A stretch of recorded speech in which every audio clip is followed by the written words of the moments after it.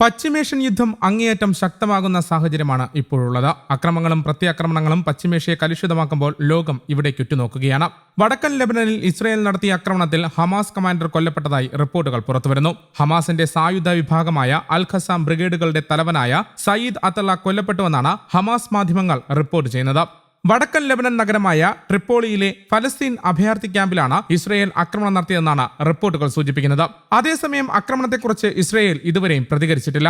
ബെയ്റൂട്ടിലെ തെക്കൻ പ്രാന്തപ്രദേശങ്ങളിൽ ഒറ്റ രാത്രി കൊണ്ട് ഇസ്രയേൽ നടത്തിയ വ്യോമാക്രമണത്തിൽ 127 കുട്ടികളും 261 സ്ത്രീകളും ഉൾപ്പെടെ ഇതുവരെ 2000-ലധികം ആളുകൾ കൊല്ലപ്പെട്ടതായി ലെബനൻ ആരോഗ്യ മന്ത്രാലയവും അറിയിച്ചിട്ടുണ്ട്.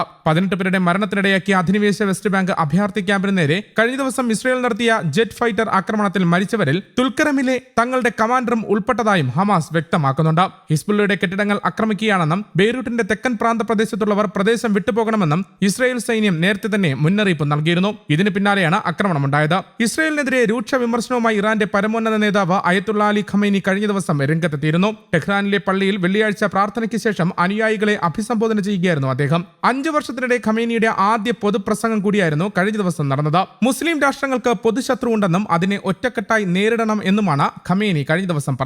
മുസ്ലിം രാജ്യങ്ങൾ ഇസ്രയേൽ ബന്ധം ഉടൻ അവസാനിപ്പിക്കണമെന്നും പറഞ്ഞു. മുസ്ലിങ്ങൾ ഒന്നിച്ചാൽ ശത്രുക്കളെ മറികടക്കാൻ കഴിയുമെന്നും അദ്ദേഹം പ്രസംഗത്തിലൂടെ കൂട്ടിച്ചേർത്തു. ഇറാനിന്റെ ശത്രു ഇറാഖി, ലെബനീസ്, ഈജിപ്ഷ്യൻ രാജ്യങ്ങളുടെയും ശത്രുവാണെന്നും അദ്ദേഹം കൂട്ടിച്ചേർത്തു. ഇസ്രയേലിന് നേരെ നടത്തിയ മിസൈൽ ആക്രമണങ്ങൾ പൊതുസേവനമാണ്. ഇസ്രയേൽ ഒരു തരത്തിലും ഹമാസിനെയോ ഹിസ്ബുള്ളയോ വിജയിക്കില്ലെന്നും അദ്ദേഹം പറഞ്ഞു. ഇസ്രയേൽ ഭരണകൂടം ചെയ്ത കുറ്റകൃത്യങ്ങളെ അപലപിക്കുന്നു.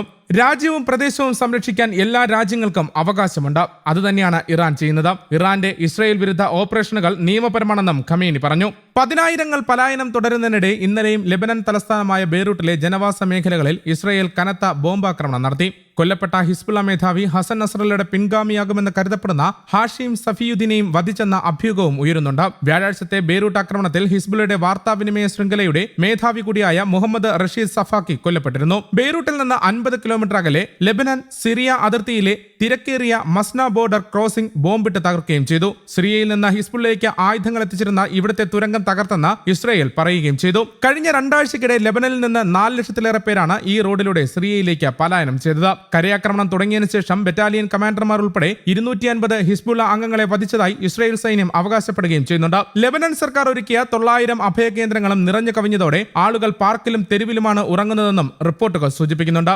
അതിനിടെ ഇറാൻ വിദേശകാര്യമന്ത്രി അബ്ബാസ് അറാഖ്ചി ബെയ്റൂട്ടിലെത്തി. അതേസമയം ഫലസ്തീൻ വെസ്റ്റ് ബാങ്കിലെ തുൽക്കരീം അഭയാർത്ഥി ക്യാമ്പിൽ ഇസ്രയേൽ നടത്തിയ ബോംബാക്രമണത്തിൽ 29 പേർ കൊല്ലപ്പെട്ടുവെന്ന് റിപ്പോർട്ടുകൾ സൂചിപ്പിക്കുന്നു. ഇതുവരെ ഗാസയിൽ ഇസ്രയേൽ നടത്തിയ ആക്രമണത്തിൽ 41,802 ഫലസ്തീൻകാർ കൊല്ലപ്പെട്ടുവെന്നും 96,844 പേർക്ക് പരിക്കേറ്റുവെന്നും ഔദ്യോഗിക കണക്കുകൾ സൂചിപ്പിക്കുന്നതായും റിപ്പോർട്ടുകൾ പറയുന്നു. അതേസമയം ഇസ്രയേലിന് മേൽ ഇറാൻ നടത്തിയ ആക്രമണങ്ങളിൽ പ്രതികരണവുമായി മുൻ അമേരിക്കൻ പ്രസിഡന്റും റിപ്പബ്ലിക്കൻ സ്ഥാനാർത്ഥിയുമായ ഡൊണാൾഡ് ട്രംപ് രംഗത്തെത്തിയിട്ടുണ്ട്.